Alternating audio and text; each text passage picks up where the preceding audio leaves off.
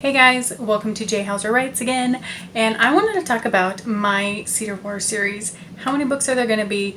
What's the organization? What's the timeline? So, you know the main trilogy, Cedar Shadow Wars, Trouble in the Greenlands, Unitas Trio, right? You got those three, and we've got on pre-order right now Cedar Stories and the coloring book, and if, the title's not going to be a spoiler, but The Heir of Exile is book 4. So I'm going to have this graphic up on my website, which can be maybe a smidge spoiler in some ways, not too much. If you just absolutely don't want to know where this is going, then don't look too closely, but it's not a huge thing. I will say that I go where the stories tell me to go, and it doesn't always make sense. I'm going to do a separate video on suggested reading order when I have them all out. I mean, right now the suggested reading order is the publication order, but that doesn't necessarily mean that that is going to be the way everyone wants to read them, because we have books that are kind of prequel-ish, some that are after, and then there are some that are going to be concurrent with the timeline of the Cedar Wars trilogy from a different perspective. So if the story is exciting enough, then I'm writing it. And I know that beta readers, editor, they know some of these stories and are excited to hear them. And I think you will be too. So we've got the main trilogy. Then we are going to have the Heirs duology. And that starts off with the Heir of Exile.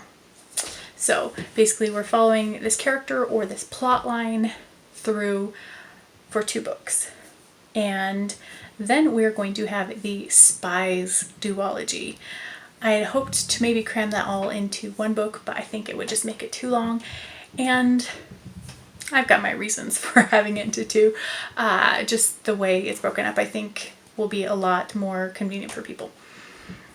And then we're going to have 2 solo books. So one is going to be, it's probably the trickiest, but I've already written the story and I enjoy it. So it's probably the most optional one, but it is kind of a prequel, kind of a companion to book 1 that I think people would enjoy reading between books 1 and 2.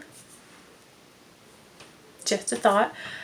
And then there's going to be 9 books in the series. There's going to be a last solo one that will kind of stand on its own back there. So that is where we're going right now. We've got some bonus scenes. These take place between 1 and 4. We've got the coloring book that has quotes from books 1 through 3 and mostly scenes from 1 through 3.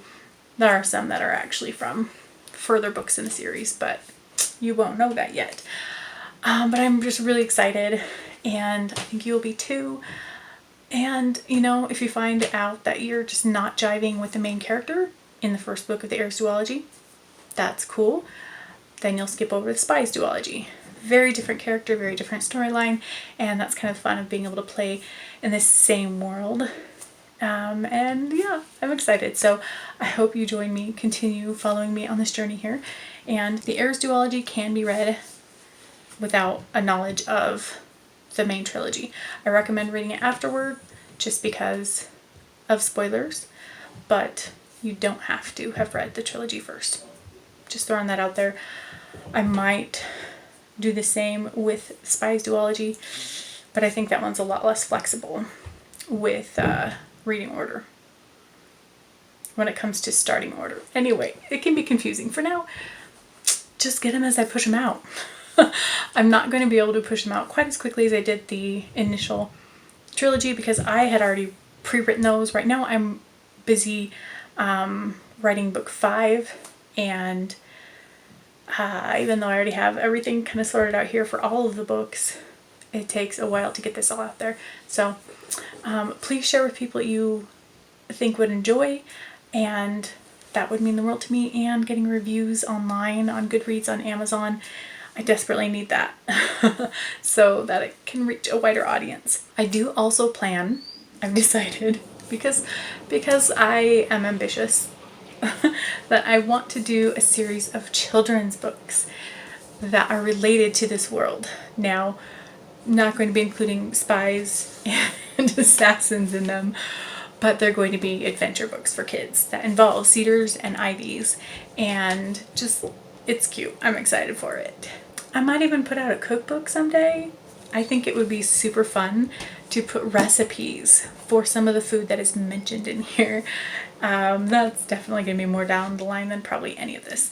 But if you're interested in that, like, let me know if you'd be interested in getting something like that, or even being like a beta reader for kids books, or testing out recipes in a cookbook. Let me know. But I just thought I'd put that out there.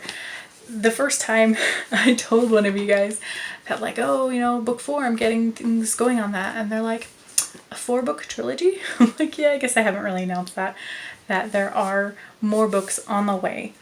But the trilogy, books 1 through 3, are a complete arc.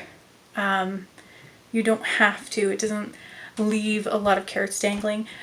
Now, is there foreshadowing for the future books? Absolutely.